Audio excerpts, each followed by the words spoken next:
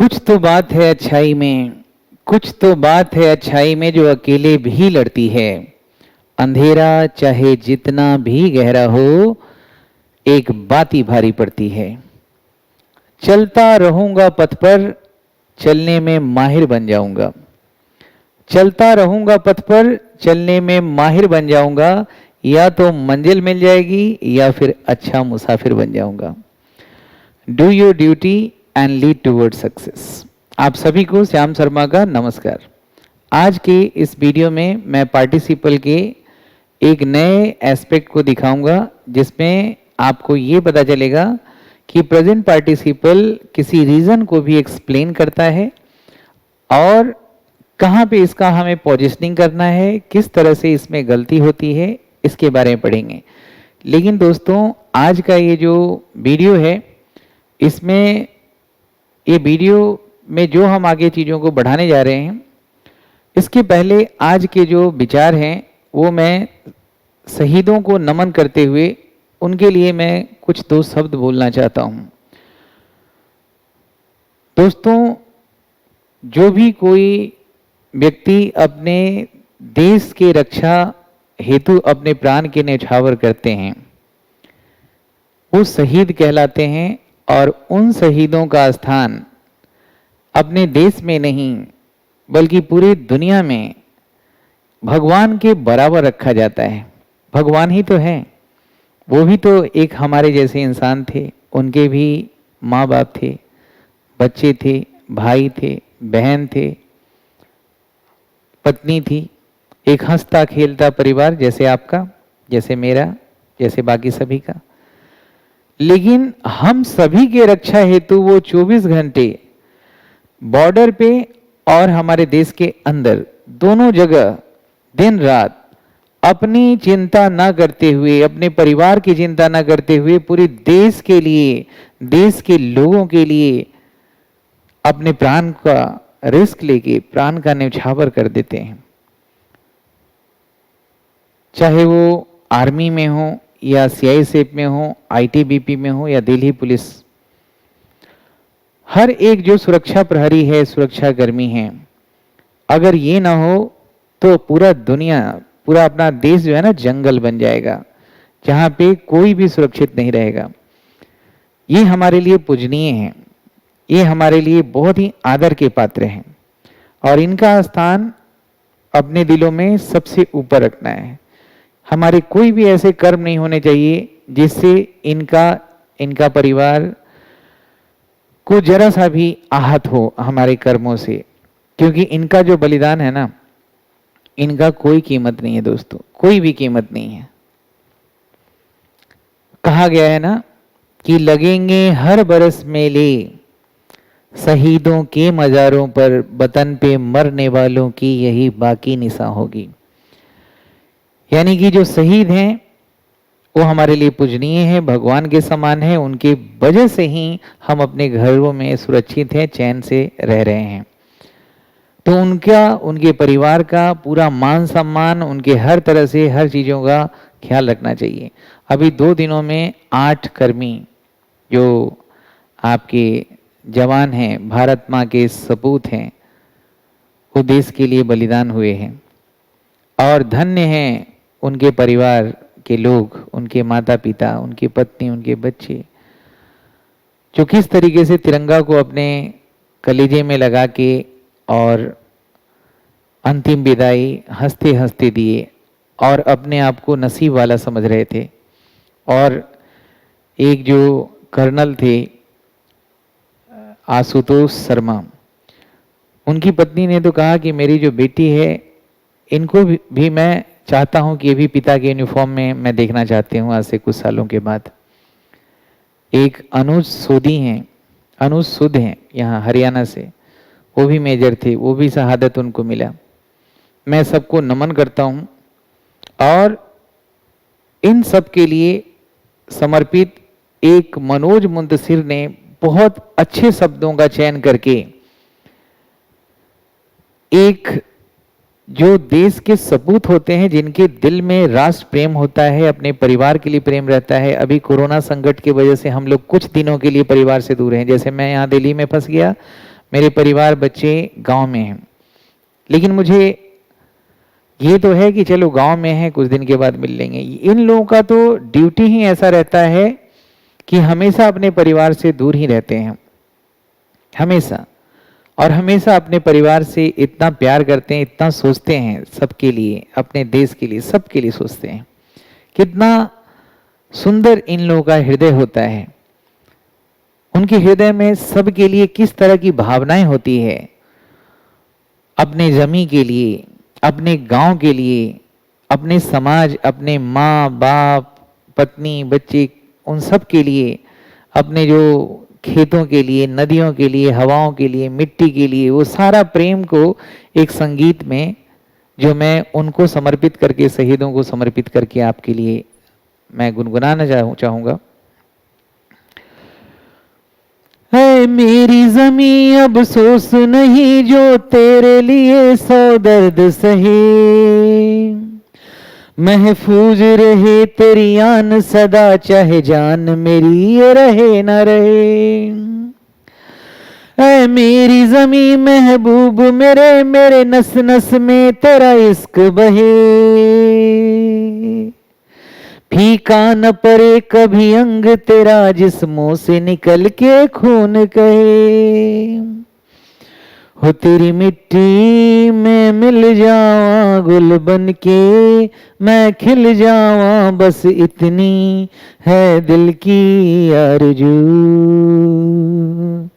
हो तेरी नदियों में बह जावा, हो तेरी नदियों में बह जावा, तेरे खेतों में लहरावा, बस इतनी है दिल की आरज़ू।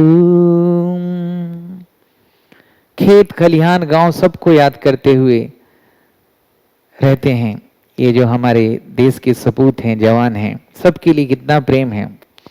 कुछ चीज अरमान पूरा होता है, कुछ अरमान, कुछ आरजू उनके बाकी रह जाते हैं, लेकिन उनके आरजू कैसे हैं ये जरा देखिए। सरसों से भरे, सरसों से भरे खलियान मेरे, जहां झूम के भंगरा पा न सका, आबाद रहे वो गांव मेरा, जहां लौट के वापस जा न सका। ओ वतनावे, ओ वतनावे, तेरा मेरा प्यार निराला था, कुर्बान हुआ तेरी असमत पे मैं कितना नसीबा वाला था। हो तेरी मिट्टी में मिल जावा, गुल बन के मैं खिल जावा, बस इतनी है दिल की आरज़ू। हो तेरी नदियों में बह जावा, तेरे फसलों में लहरावा, बस इतनी है दिल की आरज़ू।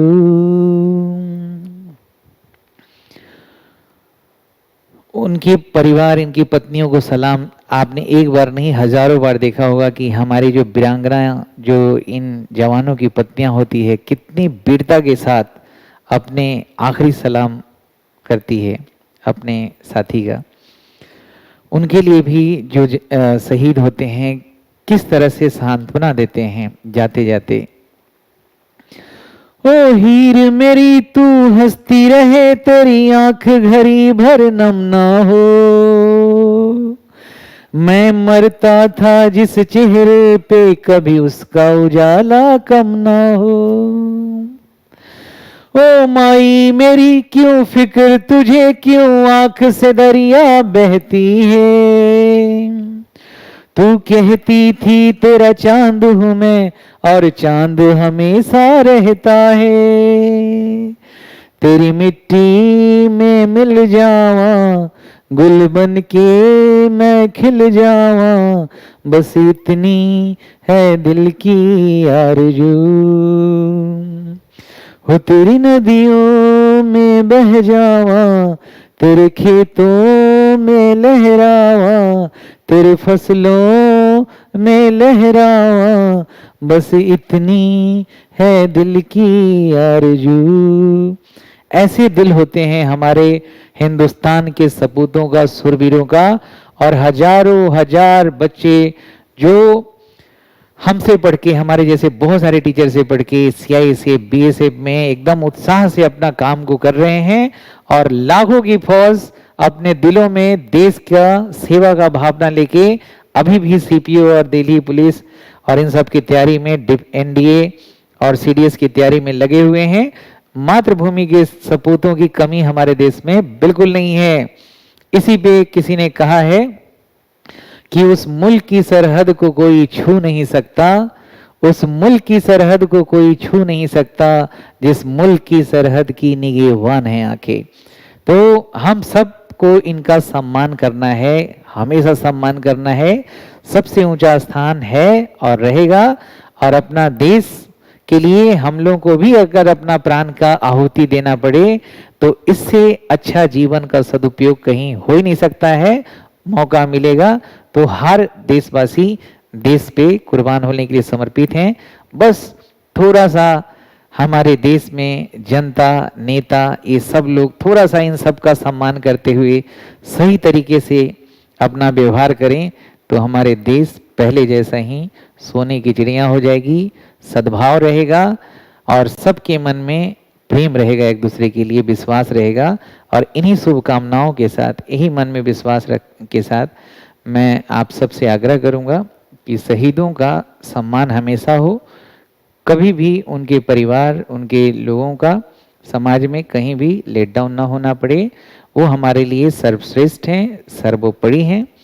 और आज का जो विचार था वो शहीदों के नाम पे ही समर्पित है, उन्हीं के लिए श्रद्धांजलि है। और आज हम लोग अपना आगे का कार्यक्रम पढ़ाई का जरूर करेंगे, क्योंकि अभी हमें बहुत कुछ करना है देश के लिए। इसके लिए पढ़ना पड़ेगा, जॉब निकालना पड़ेगा और अच्छे से हम पढ़ें, क्लियर कॉन्सेप्ट के साथ, बढ़िया नॉलेज रखें, इस पे पढ़ेंगे। और आज मैं प्रेजेंट पार्टिसिपल के बारे में कुछ क्वेश्चन रख रहा हूँ, उसको आपको बताना है। देखिए, आपने पढ़ा कि प्रेजेंट पार्टिसिपल ये वर्ब का आईएनजी फॉर्म है। और ये जो वर्ब का आईएनजी फॉर्म है, इसको हम प्रेजेंट पार्टिसिपल तब बोलेंगे जब ये एडजेक्टिव का काम करता है ना? तब बोलेंगे जब ये एडजेक्टिव का काम करता है।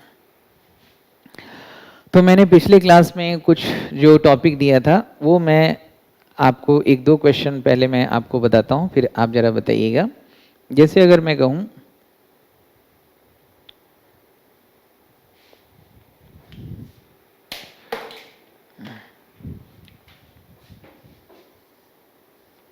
walking to the movie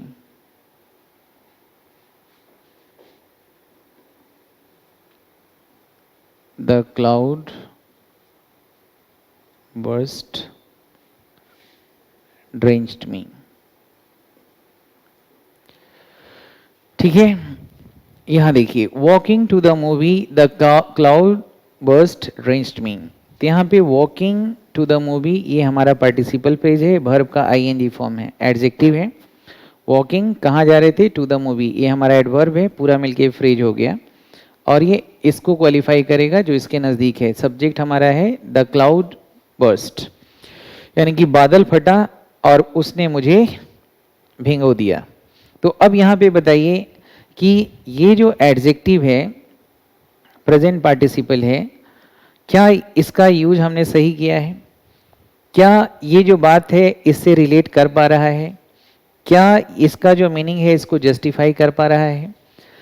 आपने पढ़ा है कि पार्टिसिपल जो होता है जिससे रिलेट करना है उसके नज़दीक रखना है। तो इसके नज़दीक ये है तो ये नहीं है, तो इसका मतलब है कौन वॉक कर रहा था? Cloud burst. तो बादल वॉक कर रहा था मूवी के लिए, तो ये मीनिंग सही नहीं हो पा रहा है। ये जो बात है इससे रिलेट नहीं हो रहा है। कौन वॉक कर रहा था? मैं वॉक कर रहा था, तो मुझे यहाँ पे होना चाहिए था, तो ये गलत हो गया है। इसी को हम कहते हैं मिस रिलेटेड पेयर डैंगलिंग। इसके बारे में बहुत सारी चीज़ें जो है वो मैं धीरे धीरे जब इसको समझेंगे तो हम आगे बहुत सारी चीज़ों को समझाएंगे, जिसके बारे में बहुत सारे मिसकॉन्सेप्शन हैं, उन्हीं मिसकॉन्सेप्शन पे मैं वीडियो आपका बनाता रहूँगा। जैसे मैंने पिछली क्लास में एक वीडियो दिया था कि at the age of 10 I was my father gave me a bicycle, या अगर मैं कहूँ at the age of 7 my mother enrolled me to a school. तो इसमें बहुत सारा कंफ्यूजन है। जैसे कभी भी दो चीजें जब होती है ना, जब दो मीनिंग निकले तो वहां पे प्लेसमेंट बड़ा इंपॉर्टेंट है। जैसे अगर मैं कहूँ कि on Monday my teacher will return, my teacher said that my teacher said to return the book on Monday, या on Monday the teacher said to return book. तो यहाँ on Monday preposition plus noun जो लिखा गया है, इसको लिखने से, इसके पोजीशन को बदलने से क्या मीनिंग में बदलाव आ जाएगा, इसको हमें पूरे तरीके से समझने के लिए मैं एक जो एडजेक्टिव फ्रेज का जो प्लेसमेंट होता है, इस पे मैं एक वीडियो बनाना चाहता हूं। जो बहुत सारे लोगों का जो कॉन्सेप्शन जो गलत है, मिसकॉन्सेप्शन है, तो उनको मैं सही तरीके से मैं प्रेजेंट करूं, लॉजिकली यहाँ पे समझा सकूं। तो सबसे पहले यहाँ पे देखिए, तो ये हमारा गलत हो गया ना, तो सही क्या हो जाएगा, इसका सही होना चाहिए कि walking to the movie I was drenched. Drench का मतलब भीगना, भिगाना। I was drenched by the cloud burst. अभी हमारा सही है, ठीक है। इसी तरह से एक दो एग्जाम्पल और देखिए, फिर मैं रीजन को एक्सप्लेन करूंगा।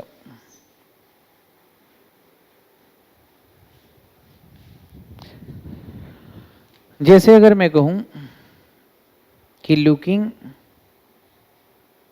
At the picture,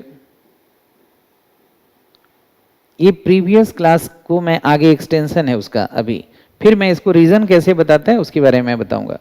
looking at the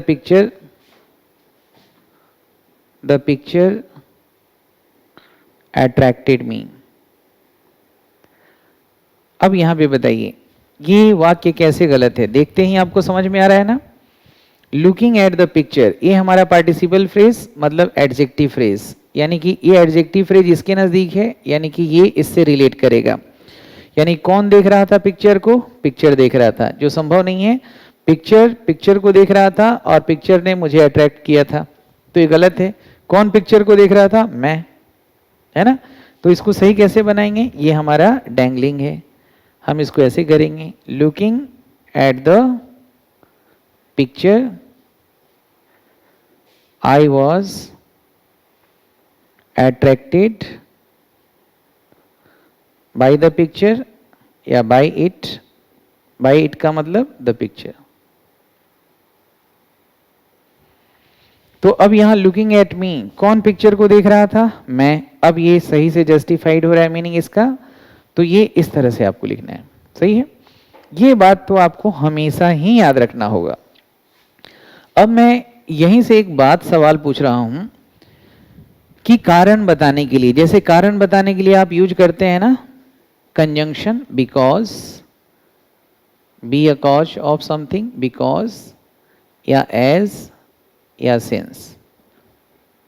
तो वैसे ही कारण बताने के लिए बी जो होता है एक वर्ब होता है बी, और इसी का कई 5 फॉर्म होते हैं, be, was, were, been, being, is, am, are. तो बीइंग जो है वर्ब का आईएनजी फॉर्म है।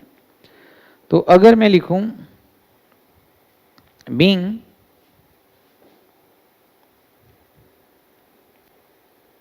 पुअर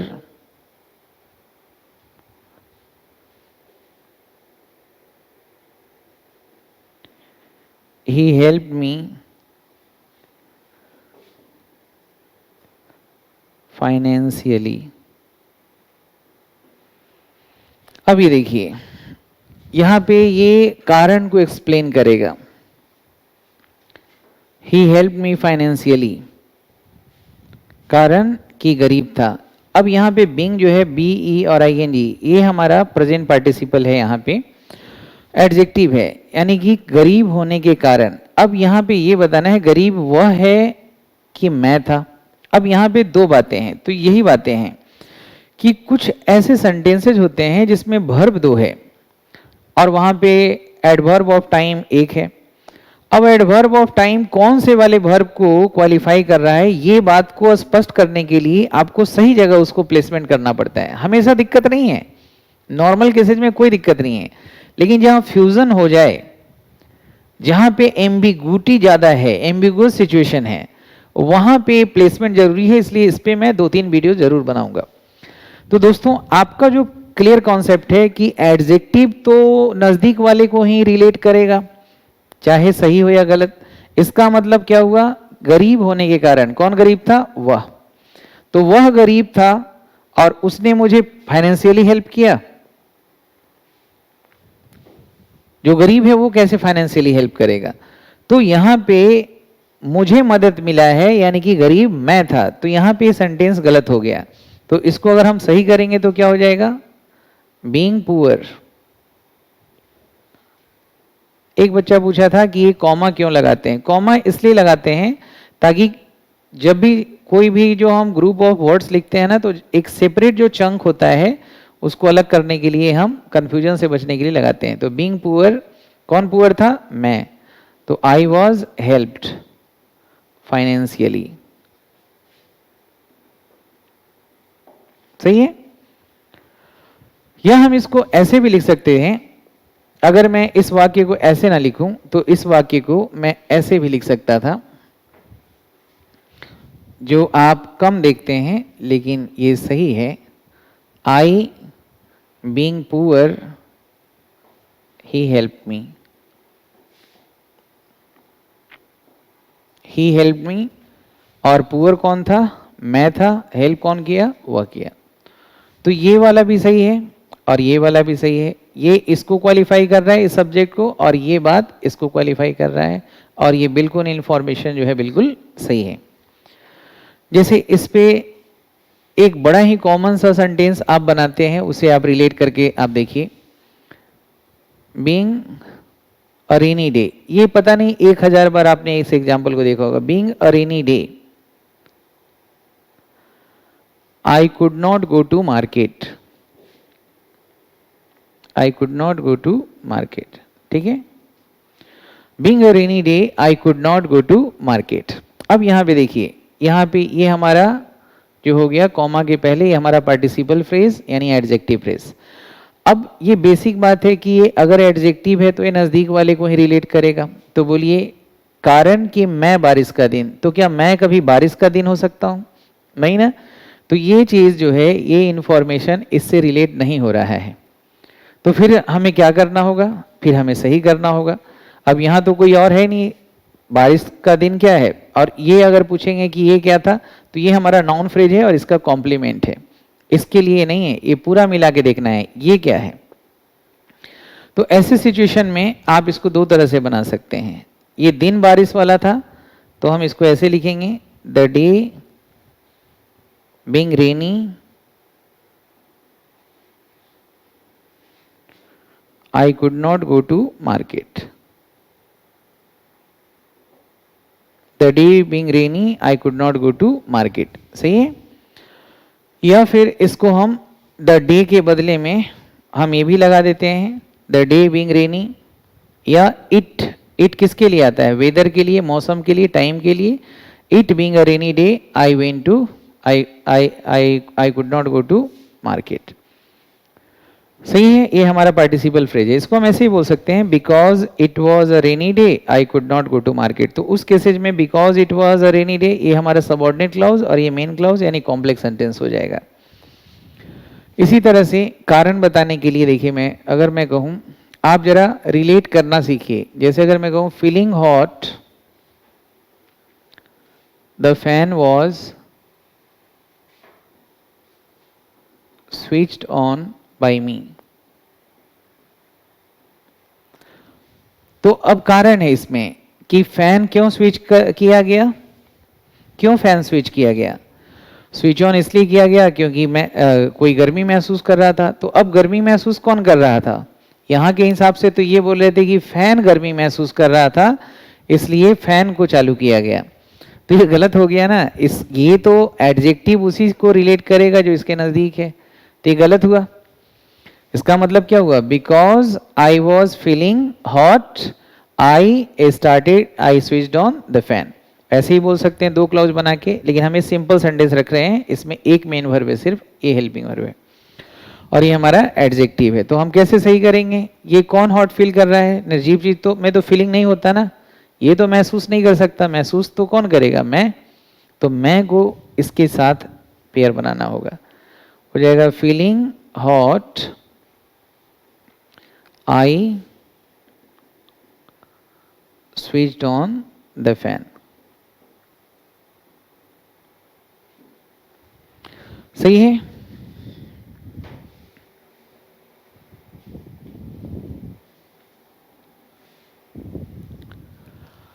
अब यहां और देखिए,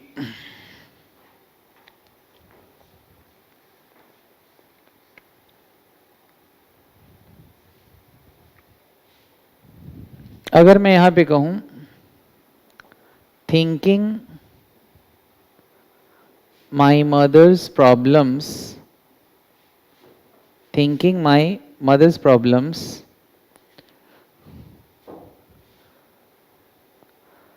my mother was assisted by me। अब ये पूरा सेंटेंस को देखिए, थिंकिंग माई मदर्स प्रॉब्लम्स, ये हमारा पूरा का पूरा क्या है, पार्टिसिपल फ्रेज है। यानी कि माँ के समस्याओं के बारे में सोचते हुए मैंने माँ को, कौन सोचा था और कौन हेल्प किया था, मैं हेल्प किया था, यानी कि उनकी समस्याओं को मैंने सोचा होगा। अब यहाँ पे बोल रहे हैं कि मेरी माँ के समस्याओं को सोचते हुए, माँ की समस्याओं को सोचा और मेरी माँ को हेल्प किया गया, तो हेल्प करा हूँ मैं, यानी कि सोचा भी हूँ मैं। तो यहाँ पे जो रिलेटेड पेयर जो है वो मिसिंग है, डैंगलिंग है, मिसमैच्ड है। तो हम यहाँ पे इसको कैसे करेंगे, ये my mother was assisted by me की जगह हो जाएगा thinking my mother's problem I assisted my mother. मैंने देखा कि वो परेशानी में है, आई असिस्टेड माई मदर। अब ये जो है, ये जानकारी इससे रिलेट हो रहा है, जस्टिफाइड मीनिंग दे रहा है, कहीं कोई दिक्कत नहीं है, समझ रहे हैं। जैसे अगर मैं कहूं कि being stood first in the class, being stood first in the class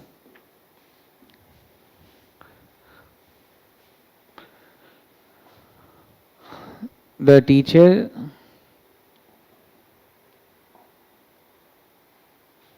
congratulated me।